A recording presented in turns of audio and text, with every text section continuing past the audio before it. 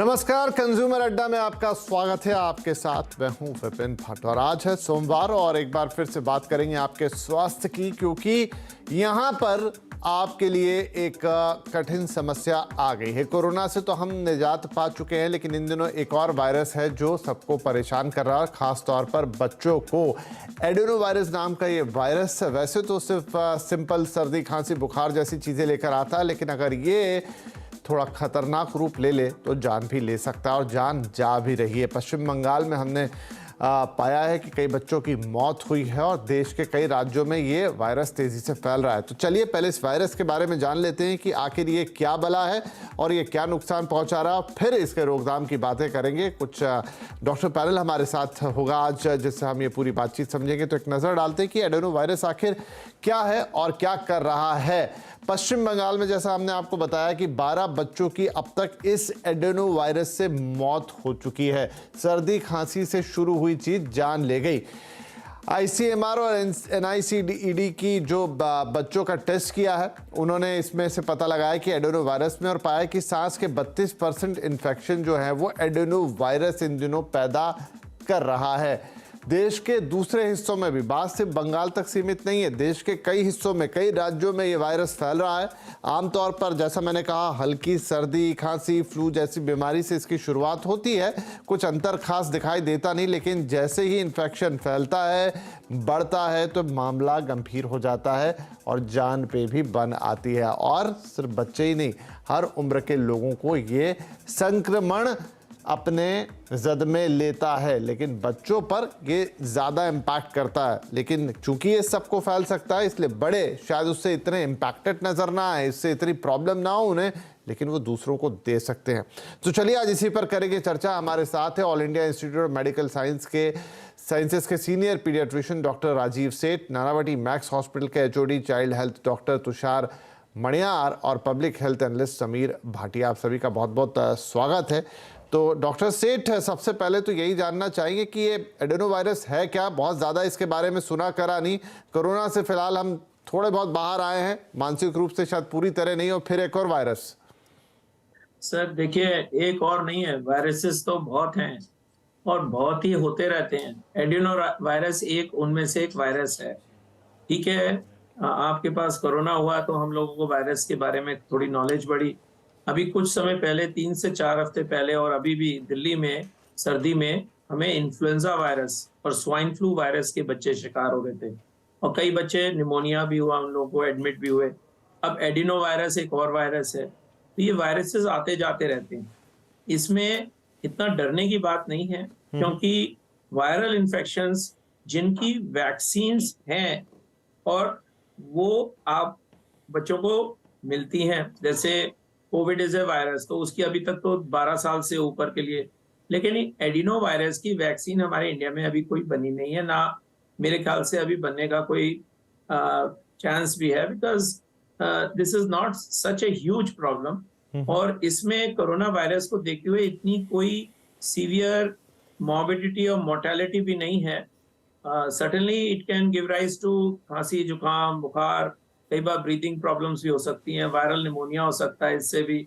अगर बच्चा बहुत सिक हो तो उसको, पेरेंट्स को हॉस्पिटल में जरूर जाना चाहिए। अपने पहले तो पीडियाट्रिशियन को संपर्क करें। क्या होता है कि हमारे जो पेशेंट्स हैं वो अपने आप इलाज करते रहते हैं, 2-4 दिन तो वही निकाल देते हैं। सो हर एक बच्चे के लिए अगर 3-4 दिन से अगर उसकी खांसी बुखार वगैरह ठीक नहीं हो रहा है तो उसे अपने पीडियाट्रिशियन को दिखाना चाहिए और अप्रोप्रिएट टेस्टिंग होनी चाहिए। ब्लाइंडली एंटीबायोटिक्स शुरू कर देते हैं कई बार पेरेंट्स, वो भी गलत है, क्योंकि antibiotics work on bacteria, they don't work on virals. और एडिनो वायरस में कोई एंटीवायरल ड्रग और कोई एंटीबायोटिक काम नहीं करेगी। सो लोग अपने एनेक्डोटल केसेस से, किसी को एडिनो वायरस हुआ, किसी को, तो एकदम वो बहुत चिंतित हो जाते हैं। चिंता करने की बिल्कुल जरूरत नहीं है, यही मेरा मैसेज है। चलिए, तो चिंता ना करें, लेकिन सतर्क रहें, सावधान रहे। बच्चे को अगर 3-4 दिन से ज़्यादा सर्दी खांसी जुकाम बुखार है तो फिर डॉक्टर से ज़रूर संपर्क करें। डॉक्टर तुषार, ये बताइए कि ये एडेनो वायरस का कोई खास सीजन है? जैसे अभी जो हम देख रहे हैं कि ऋतु परिवर्तन हो रहा है, इस बार तो समय से पहले ही हो रहा है, थोड़ा गर्मी अभी शुरू हो गई है, ठंड सुबह शाम तो रहती है लेकिन दिन बहुत गर्म हो जाते हैं। एक तो ये चीज, और दूसरी ये कि इसका संक्रमण किस तरीके से होता है, जैसे बाकी संक्रमण वो, और हालांकि हम जान रहे हैं कि सब में होता है, लेकिन सिर्फ बच्चों को इतना इम्पैक्ट क्यों? Thank you. जैसे इन्फ्लुएंजा की वायरस की सीजन डिफाइंड है कि मानसून के पहले या सर्दी के मौसम शुरू होने के टाइम में ज्यादा हो जाता है।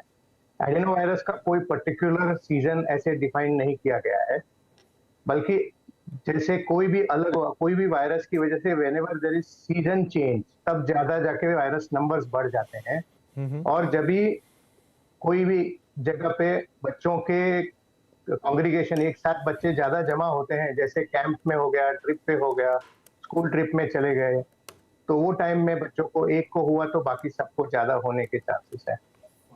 जब तक कि ये कैसे फैलता है, तो ये तीनों चीजों से फैलता है। जैसे हवा से फैलता है, जो हम लोग ड्रॉपलेट बोलते हैं, तो साथ में रहने से, रेस्पिरेशन से हवा, सर्दी खांसी हुआ तो उसको एरोसोल होके एक दूसरे को लग सकता है। दूसरा फोमाइट ट्रांसमिशन बोलते हैं, जैसे सरफेस पे कांटेक्ट हुआ तो छोटे बच्चे जो नर्सरी में या जूनियर केजी वगैरह में रहते हैं, साथ में रहते हैं, तो एक दूसरे के आइटम्स शेयर करते हैं, उससे भी होता है। और लास्टली जो कॉमन प्रेजेंटेशन एडिनो वायरस का डॉक्टर शेख ने अभी बताया, जैसे ज्यादा करके रेस्पिरेटरी प्रॉब्लम्स, सर्दी खांसी जुकाम बुखार वो सब रहता है। वैसे छोटे बच्चों में कभी कभी ये ज्यादा करके पेट दर्द या लूज मोशंस जैसे कि जुलाब वगैरह की शिकायत से भी आता है। तो वो ओरोफिकल, जैसे मुंह में से पानी या खाने पीने की आइटम की वजह से एक दूसरे से लग सकता है। चलिए, तो ये वो चीज़ें हैं जिनका ख्याल रखना ज़रूरी है। थोड़ा ग्राउंड चेक लेते हैं। समीर भाटी साहब, दिल्ली के क्या हाल है? जैसे अभी डॉक्टर सेट खे ही रहे थे, हमने तो ज़्यादातर केसेस बंगाल में सुने, लेकिन हम मुंबई में भी इसके केसेस सुन रहे हैं। बंगाल में तो हमने देखा डेथ भी हो गई बच्चों की बड़ी संख्या में। तो क्या हाल है दिल्ली के, और क्या कोई पर्टिकुलर टेस्ट है इसका जो करवाया जाता है? बिल्कुल बिल्कुल, देखिए इसमें टेस्टिंग की बात करूं तो स्पेशली इसमें भी मॉलिक्यूलर टेस्ट अवेलेबल है। जैसे हम कोविड में देख रहे थे कि पीसीआर टेस्ट इसके लिए अवेलेबल है, एंटीजन टेस्ट अवेलेबल है इसके लिए।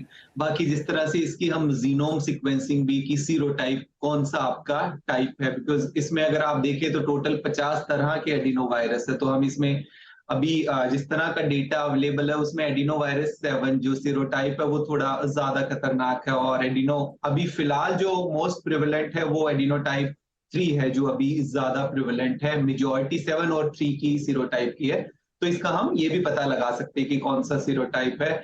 इसके अलावा अगर फिलहाल मैं बात करूं तो देखिए ज्यादातर अभी सर्दियों के बाद जब मौसम चेंज होता है तो उस समय थोड़ा सा पीक पे आते हैं ये केसेस, काफी ज्यादा बढ़ते हैं। दिल्ली में भी अभी देखें, बट अभी टेस्टिंग उस तरह से उतनी ज्यादा नहीं हो रही कि हम स्पेसिफिकली ये बता पाए। बट क्योंकि ज्यादातर इसमें देखा जाता है कि आपके सिम्टम है वो कॉमन सिम्टम्स ऑलमोस्ट सेम होते हैं, तो कई बार डिफरेंशिएट करना उसको काफी मुश्किल हो जाता है। तो इसीलिए जैसा अभी बताया हमारे दोनों पेडिट्रिशियन ने कि एक बार अपने क्लिनिशियन से जरूर मिले, ताकि क्लिनिकली देख के वो सिम्टम्स को एनालाइज करने के बाद अगर उनको लगता है फर्दर तो वो टेस्ट के लिए भेज सकते हैं, क्योंकि ये भी कंटेजियस है।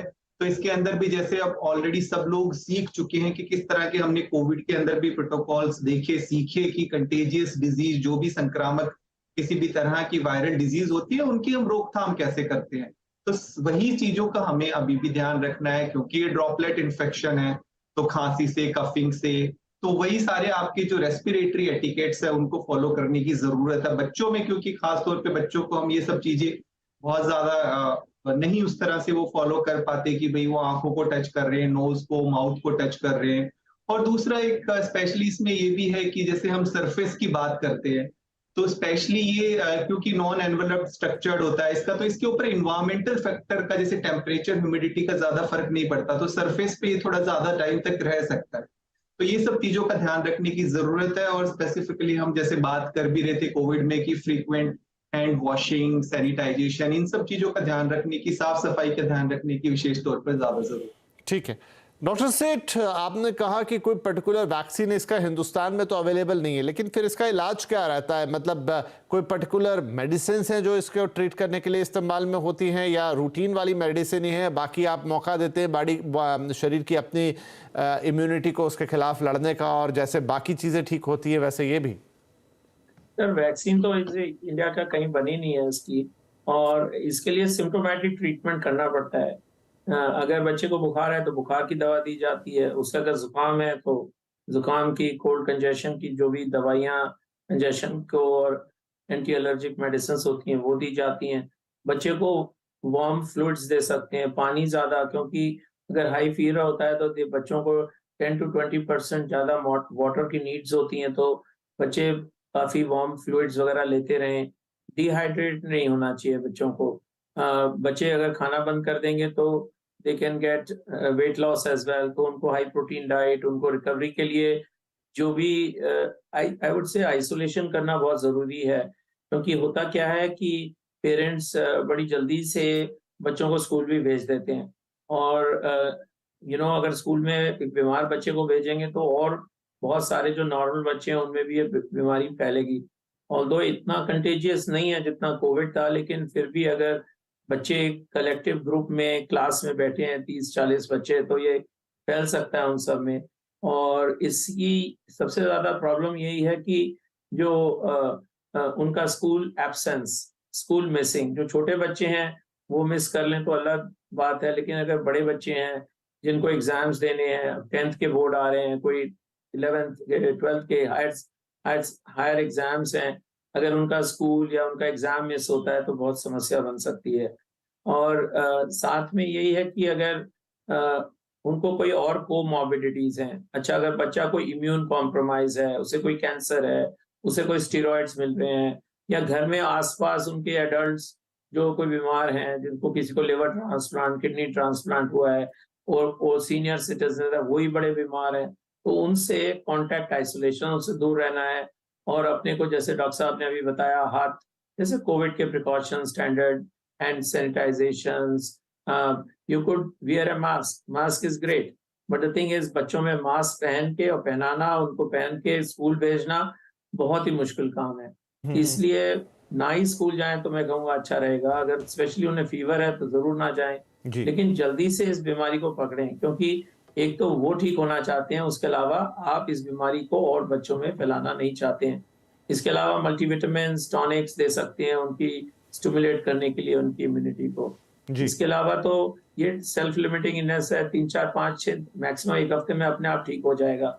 पर इसका डायग्नोसिस भी इतना ज्यादा हो गया है क्योंकि अब हमारी कंट्री में मॉलिक्यूलर टेस्ट आ गए हैं, RT-PCR है, ये सारे टेस्ट हैं। आप एक ब्रोंकियल लवाज ले लेते हैं और इसमें मॉलिक्यूलर डायग्नोस्टिक्स टेस्ट कर लेते हैं। हम जब एम्स में आज से 80s में थे तो ये टेस्ट तो अवेलेबल नहीं थे, बीमारियां ये तब भी चलती थी और सब ठीक हो जाती थी।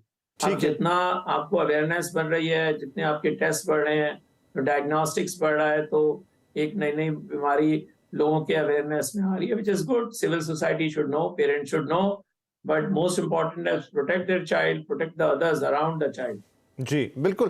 तो डॉक्टर तुषार, जैसे डॉक्टर साहब कह रहे हैं कि ये मैं आजकल कई बीमारियों के लिए सुनता हूँ, जैसे सडन हार्ट अटैक की खबरें बहुत आ रही है, तो वो ये कई जगह ये रीज़न दिया जाता है कि रिपोर्टिंग अब काफ़ी होने लग गई है। ऐसा नहीं है कि ये ऑल ऑफ सडन होने लगा, पहले भी होते थे, जो अब रिपोर्ट ज़्यादा होते हैं, अवेयरनेस ज़्यादा है। तो अब जैसे इसमें कुछ बच्चों की डेथ भी हो गई, हम सुन रहे हैं 12-13 बच्चे, तो क्या ये चीज़ एक आप मानेंगे कि अब बहुत डिटेल उनके बारे में नहीं पता कि कितने उनके इम्यून कंप्रोमाइज थे या उनका क्या हुआ, लेकिन हाँ ये रिपोर्ट ज़रूर हुआ है, तो इसको कैसे देखें? क्योंकि बच्चों की जान भी ले रहा है, एक तरफ हम ये भी कह रहे हैं कि नहीं भाई उतनी डरने की ज़रूरत नहीं है, जैसा बाकी के वायरल फीवर ठीक होते ये भी ठीक होगा, लेकिन वहीं माता पिता घबरा जाते कि अरे भाई बंगाल में 13 डेथ हो गई बच्चों की। जी, सबसे बड़ी बात यह है कि बाकी फ्लू और बाकी वायरसेस की वजह से ज्यादातर बच्चों को, ज्यादातर मतलब बहुत सारे बच्चों को एडिनोवायरस अपने आप ठीक हो जाता है।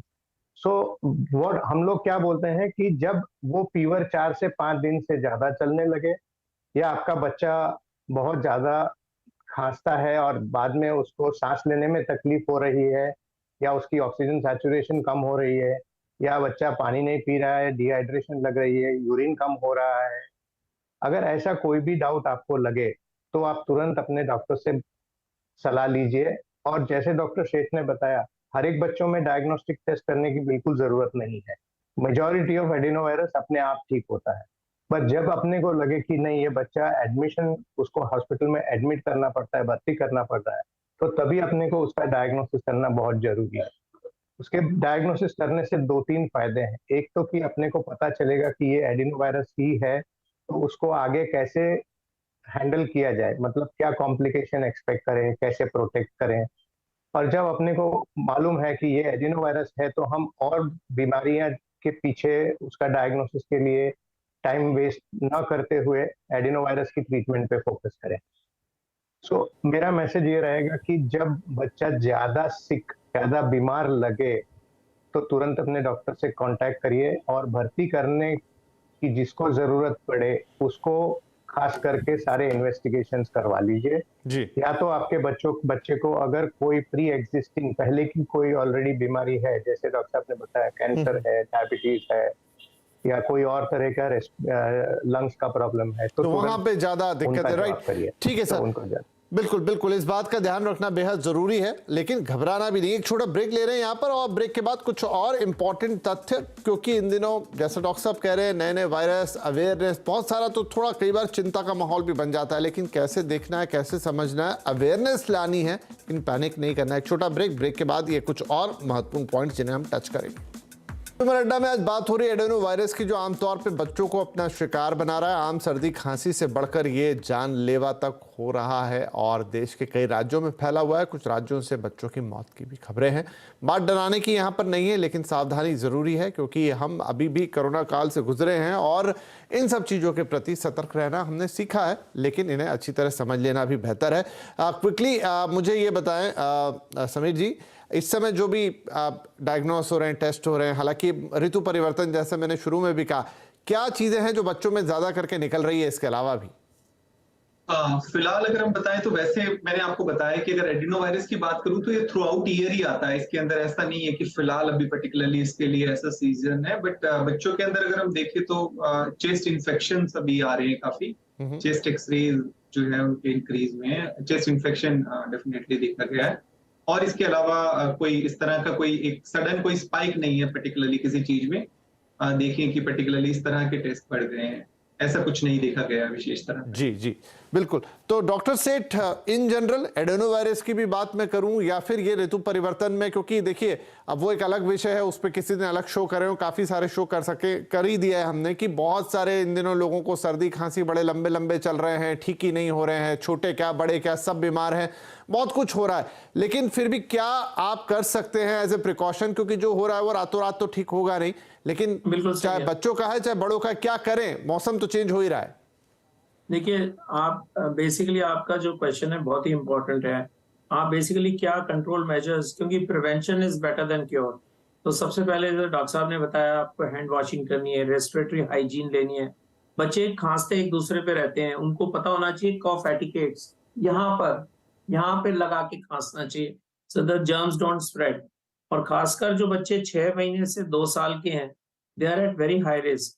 They not only get respiratory, they can also get gastroenteritis and other symptoms. अगर उनकी इम्यूनिटी किसी और बीमारी से कम है, और जैसे मैंने कहा इम्यूनो डेफिशिएंसी, डायबिटीज, डॉक्टर साहब ने बताया हार्ट डिजीज है उनको, तो उन लोगों के लिए स्पेशल प्रिकॉशंस रखने पड़ेंगे। एक चीज आप ये और भी जानिए, सब लोग आप बताइए अपने लोगों को, कि एडिनोवायरस से कंजक्टिवाइटिस यानी कि आई का इन्फेक्शन भी हो जाता है। और अगर 2 से ज्यादा बच्चों को एक ग्रुप में है, तो जनरली आपको अपने हेल्थ अथॉरिटीज से को बताना भी चाहिए।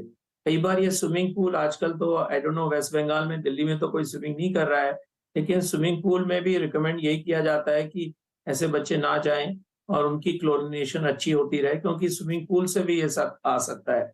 हेल्थ केयर प्रोफेशनल्स जो हैं, हम लोग सब यही चाहेंगे कि बच्चे ठीक रहें।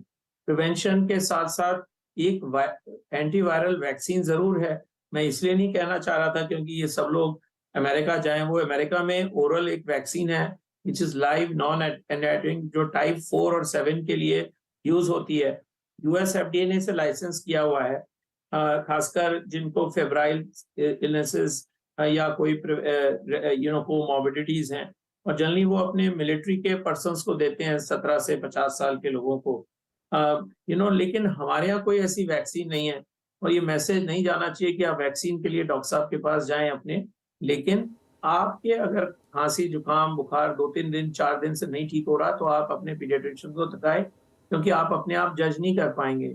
रेस्पिरेटरी डिस्ट्रेस से बॉडी में ऑक्सीजन की कमी हो सकती है। पल्स ऑक्सीमीटर से डॉक्टर साहब चेक कर सकते हैं। अगर आपके बच्चे को थोड़ी सी ऑक्सीजन की जरूरत है तो ऑक्सीजन मिल सकती है। अगर डिहाइड्रेटेड है तो उसको इंट्रावीनस फ्लूइड्स मिल सकते हैं, जिससे उसकी जान बच सकती है। जो आपके सीवियर केसेस जो आप बता रहे हैं, हो सकता है उनको एडिनोवायरस निमोनिया हुआ या एक्टिवेटेड डायरिया के साथ डिहाइड्रेशन हो गया और सही से सही टाइम पे वो डॉक्टर्स के पास नहीं गए। लेकिन invariably majority of these cases will have a self limiting illness. 3 से 5-7 दिन में बीमारी वैसे ही ठीक हो जाएगी और इसकी टेस्टिंग RT-PCR और वो सब करना बिल्कुल बेबुनियाद है, इन द सेंस दैट आप कॉस्ट इतना अपना ट्रीटमेंट का बना देंगे, जब तक टेस्ट की रिपोर्ट आएगी शायद आप ठीक ही हो जाएं। तो बुखार को कंट्रोल करना बहुत जरूरी है। छोटे बच्चों में अगर बुखार तेज होता है उनको दौरे भी पड़ सकते हैं, तो बुखार की डोज होती है पैरासिटामोल की, वो आप डॉक्टर्स ही बता पाते हैं, वेट रिलेटेड। ठीक है जी। मैं यही कहूंगा कंट्रोल बहुत इंपॉर्टेंट है। अगर वो हॉस्पिटलाइज है तो ऑब्वियसली आप हॉस्पिटल के जो नियम होंगे आइसोलेशन के वो फॉलो करेंगे। बिल्कुल। चलिए, तो यहाँ पर कुछ बातें साफ है। GI एडेनोवायरस है हमारे बीच में, बच्चों को सबसे ज्यादा इम्पैक्ट कर रहा है। कोई वैक्सीन नहीं है, एक अलग बात है, लेकिन ये आम बुखार की ही तरह है। हाँ, 3 से 4 दिन अगर हो जाएं तो उसके बाद ज़्यादा ना खींचें, एक्सपर्ट को दिखाएं, डॉक्टर को दिखाएं, उनसे सलाह लें, आगे वो जैसा भी प्रिस्क्राइब करते हैं वैसा ज़रूर करें। और जो हाइजीन की हम बात कर रहे हैं, कोरोना ने हमें तो वो इतना तो सिखा गया है, और अब तब भी कोई सीजनल चीज़ें आ रही हैं तो बेस्ट हमारे पास है कि मास्क पहन ले, मास्क ना पहने तो कम से कम जो कफिंग एटिकेट्स हैं या बाकी चीज़ें हैं जिससे वो स्प्रेड ना हो, वो ज़रूर ध्यान रखें। अच्छा खान पान रखें, प्रॉपर आराम करें और अपने बच्चों का ध्यान रखें, और थोड़ी अवेयरनेस उनमें भी लेकर आएँ कि इस तरह की चीज़ें हो रही हैं। तो आई थिंक ये कम से कम स्प्रेड होगा, और अगर हो भी जाता है तो किसी बच्चे का कोई नुकसान होने से हम बचा लेंगे। बहुत शुक्रिया आप तीनों ही मेहमानों का आज ये अहम जानकारियाँ हमारे साथ शेयर करने के लिए। नमस्कार।